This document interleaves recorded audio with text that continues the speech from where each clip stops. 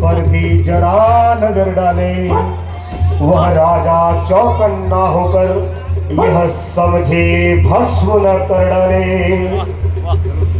मिथिलेश्वर ने भी किया शीश नवा सम्मान, लिया अटल सौभाग्य का सीता ने भी दान।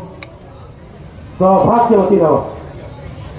फिर विश्वामित्र मिले आकर चरणों में डाले राम लखन, आशीष दे निरखे बार बार अनुपम छवि वाले राम लखन। आशीष दे निरखे बार बार अनुपम छवि वाले राम लखन।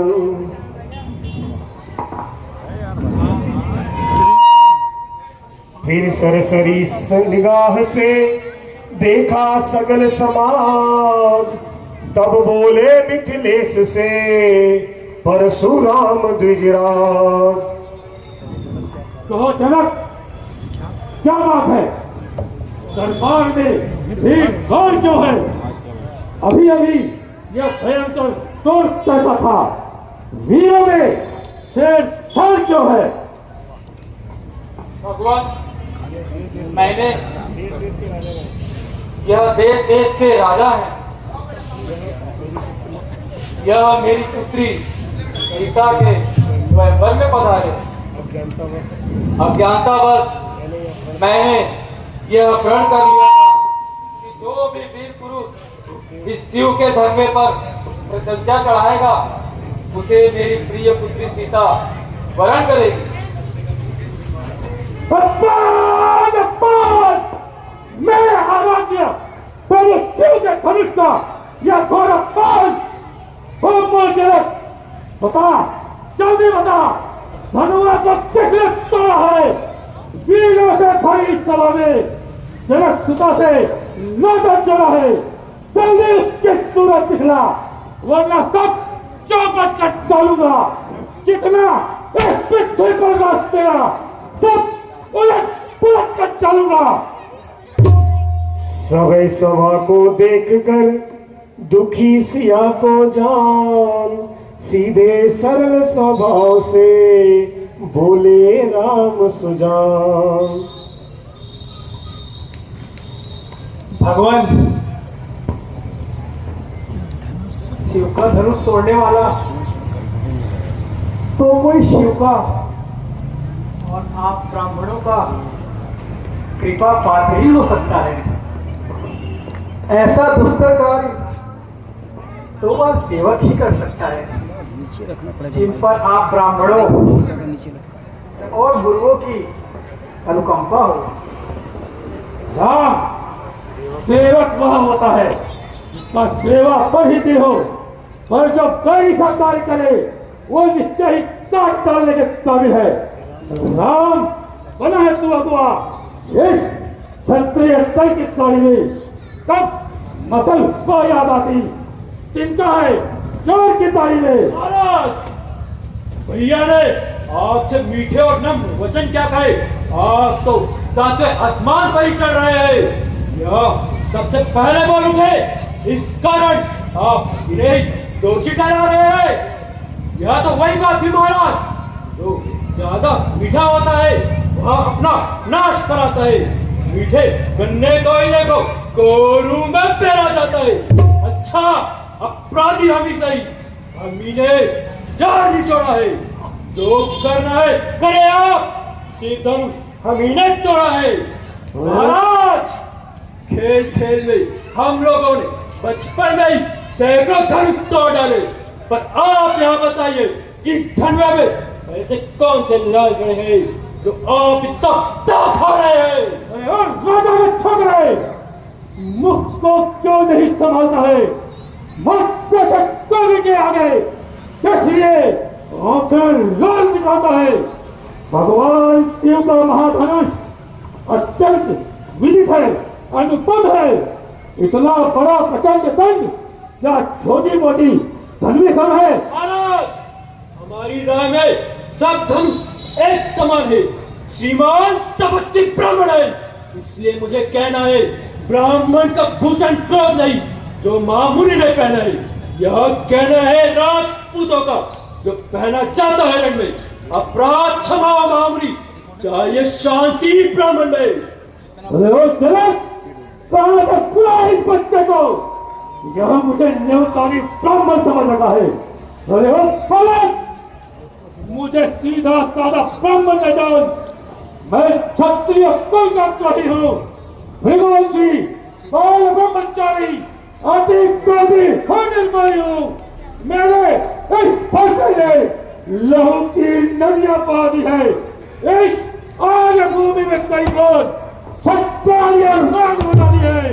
विज्ञान तक पहुंच गए, मुझे करने वाला है। मेरे इस फंसे को देख, या लहू चाटने वाला है। देखिए महाराज, आप अपने इस खिलौने को अपनी काट में दबा लीजिए। कहीं किसी की नजर आपके इस पर्चे पर पड़ गई तो आपकी इज्जत बचाई होगी। बड़े आश्चर्य की बात है महाराज, आप इस खिलौने का इतना बखान कर रहे हैं। आपकी आवाज में जितना बड़ा है उतना इस पर्चे पर दिखलाई नहीं देता।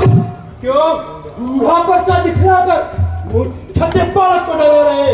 बलिहारी, आप तो फूकों से जब उड़ा रहे। हम उस मार के लाल नहीं जो हुए से डर जाए। हम कोई छुई मुई के पेड़ नहीं जो छूने से मुझा जाए। बच्चा है, बच्चा हिला जो मेरे हाथों पड़ता है, मुझसे शक्तियों के आगे इसलिए बंद करता है। अरे वो तुम है हंसी, अच्छी नहीं। इस हंसी में तू रो जाएगा। मेरे इस फरसे की स्तुति से सारा नशा हीरण हो जाएगा। महाराज, अधिक क्रोधित होना आपको शोभा नहीं देता। फिर हम तो बच्चे हैं और बच्चों का स्वभाव ही लड़कपन होता है। पर आप जैसे महाज्ञानी को हम बच्चों के मुंह नहीं लगना चाहिए। और एक बात बता दूं महाराज, मेरे मुंह में वह दूर नहीं तो तुलसी से तुलसा जाए। मेरे पर्चे की रफ्तों का कहीं और ऊपर आ जाए। घी पड़ते ही जिस तरह बढ़ जाती है ज्वाल, उसी भांति आगे बढ़े परशुराम तत्काल।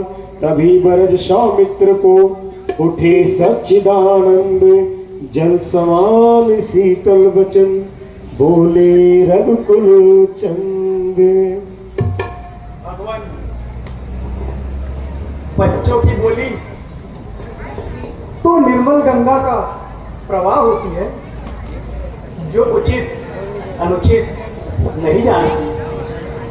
ब्राह्मण के वेश में यदि आप आते तो अनुज आपके इन चरणों की ठोकर भी सह लेता। पर भगवान, इसने तो आपका वीरों जैसा वेश देखकर ही इतनी अनुचित बातें कह डाली। और फिर भगवान, जिस अपराध का आप दंड देना ही चाहते हैं उसका अपराधी तो मैं हूं। हम अपराधी का मस्तक उतारने के लिए ही मेरा यह फैसला है। आप भैया को भी अपराधी कह रहे हैं?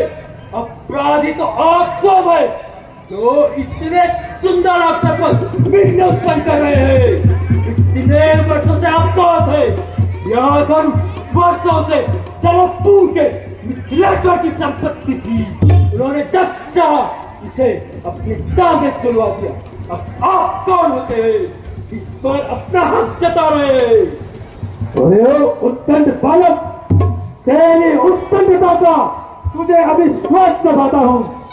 जो पिता के ऋण से उड़े हुआ, जो निज माता पेट में जाता है, वह हाथ गुरु ऋण के कारण फिर एक बार खुल जाता है। इस कारण उस कर्जे का पूरा भुगतान करूंगा मैं। अपने इस खर्चे से आज पहला कल्याण करूंगा मैं। बार बार अपना पैसा दिखलाकर मुझे छत्तीस बालक को डरा रहे हैं। बलिहारी, आप तो भूखों से यहाँ से परत रहे, वो सूर नहीं कहलाते जो अपना आप बखान करे, वो कार्य नहीं कर सकते, बातों का भुगतान करे। यह पैसा तुमको ही सुबह जिसने घर का लौट चाटा है, बलिहारी उन हाथों की जिसने निज माता का सिर काटा है। अब रह गया शेष गुरु का ऋण, उसको मैं निपटा दूंगा। ले आओ महाजन को काड़ी काड़ी भुगता दूंगा। बच्चे, तो छोटा है, बड़ा ही ढेर और खोजा है, सोने के लोटे में विष है, तो दूध मिलाकर खोटा है। भगवान शंकर का कर शिव धनुष खंड करता अभिमान अपने बल का रानी वासों में ही खेला है, देखा नहीं मुख रणस्थल का। महाराज, अब वाद विवाद को समाप्त करने का एक ही उपाय है। यदि हमने यह धनुष तोड़ दिया है तो आप इसे जुड़वा लीजिए। पर हाँ प्रभु, एक बात अवश्य है, कोई वस्तु को बनाने के लिए वर्षों लग जाते हैं और उसे बनाने वाला ही घर का सच्चा अधिकारी होता है। फिर हमने तो यह धनुष तोड़ने जैसा अपराध किया है, तो हम यह घमंड कैसे कर सकते हैं? लेकिन बार बार आप जिस प्रकार की बातें कर रहे हैं, उससे मुझे यह कहावत याद आती है, हाथी के लंबे और नुकीले दांत देखो तो कितने मोटे हैं, पर जिससे वो ईंट चबाता है देखो तो छोटे ही छोटे। और एक बात बता दूं महाराज, रनिवासों के पाले पाले जबरन के पाले पड़ते हैं, तो सीबी अगर सम्मुख हो तो कुछ दिन उससे लड़ते हुए।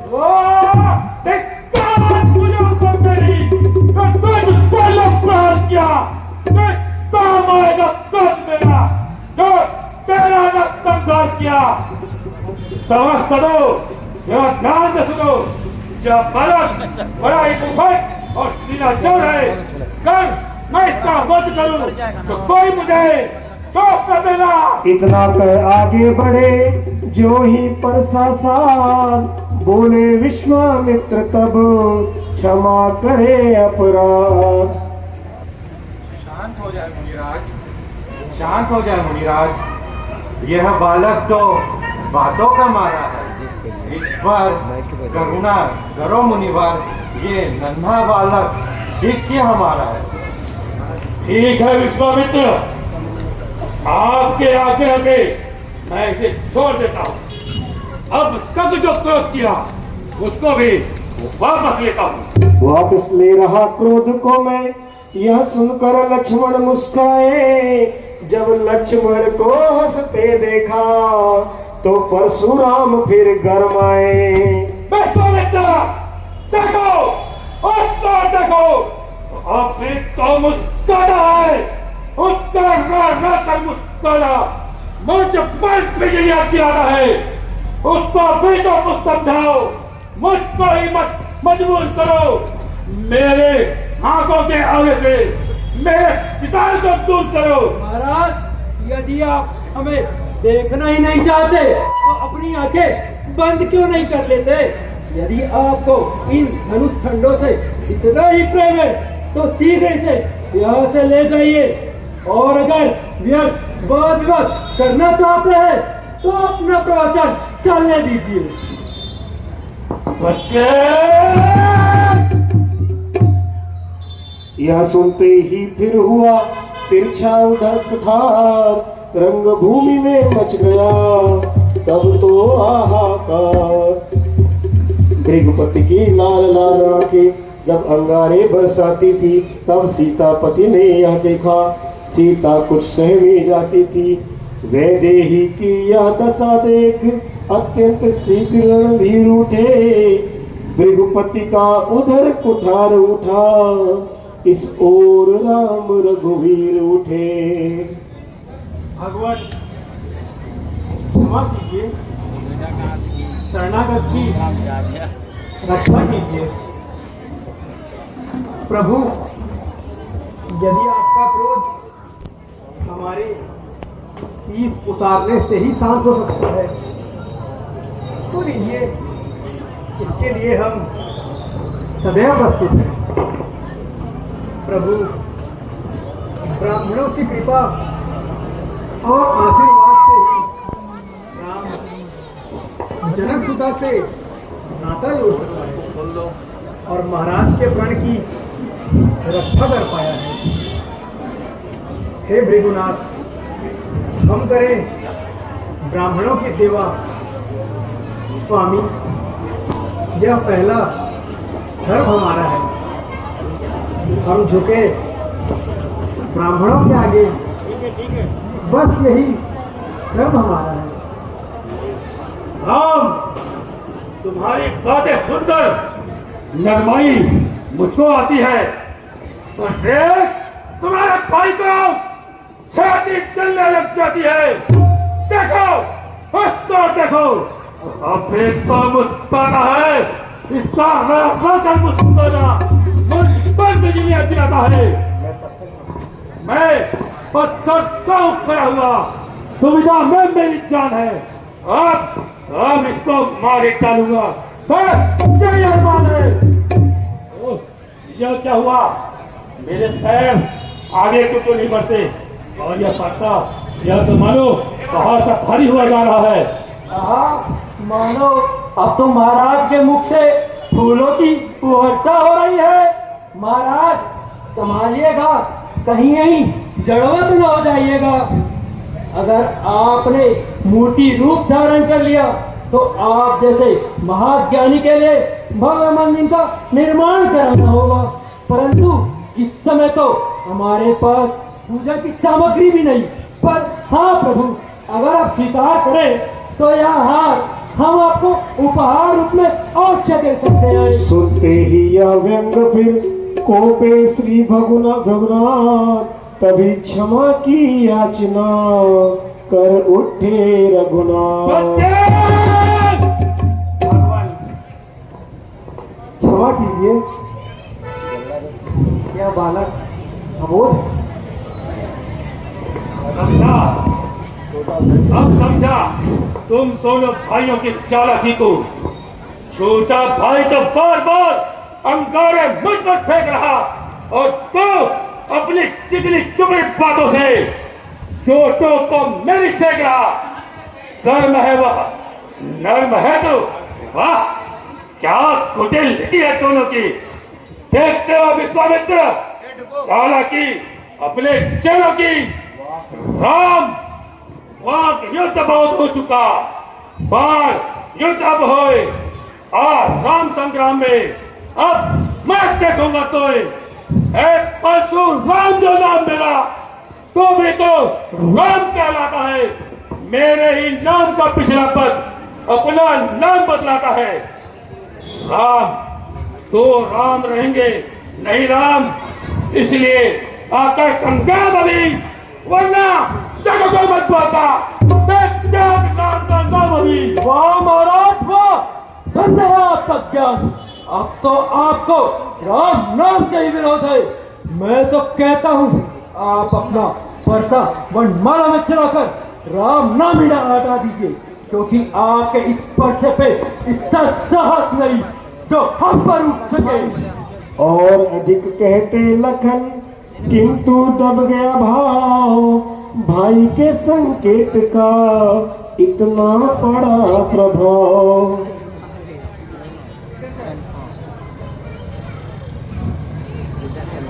प्रभु, 11:30 मैं जा रहा हूँ भाई, मैं नाम के लिए तो ऐसा विवाद ही व्यर्थ है। जरा सोचिए, आप में और मुझ में कितना अंतर है। परशु नाम तो शीश पर और राम नाम चरणों पर है। भगवान, विनय हम करते हैं और आप बिगड़ते जाते हैं। हम जितना नौते जाते हैं प्रभु, उतना चढ़ते जाते हैं। इतनी हट, इतनी झुंझलाहट, इतना क्रोध नहीं अच्छा भगवान। आनंद प्रभु, एकता में है। यह वैर विरोध नहीं अच्छा। बिगड़ जाए जो हम कहीं तो अनर्थ हो ना। सूर्य वंश में जन्म है, धनुष बाण है साथ। प्रशंसा नहीं, अभिमान नहीं, यह तो हमारा स्वभाव है जो हम कहते हैं। बहुत छेड़ता है जब कोई तो मौन नहीं हम रहते हैं। इसलिए ना परसा दिखलाए, इससे हम कभी नहीं डरते हैं। हाँ, एक शस्त्र द्विजवर किंतु है जिसका हम आदर करते हैं। कहिए, बतला दूं वह क्या है जिसका हमको भी डर है। भगवान देखिए नीचे को, यह इन चरणों की ही ठोकर है। ब्राह्मणों के है हम कृपा पात्र। बस इतना करिए गौर प्रभु, इन चरणों का भी चिन्ह वहीं पर हो जिस जगह चित है और प्रभु। तो राम, तो तुम सचमुच अवतारी हो तो यह लो, यह भगवान रमापति का सारंग धनुष है। इस पर प्रत्यंचा चढ़ाकर हमारा संदेह दूर करो।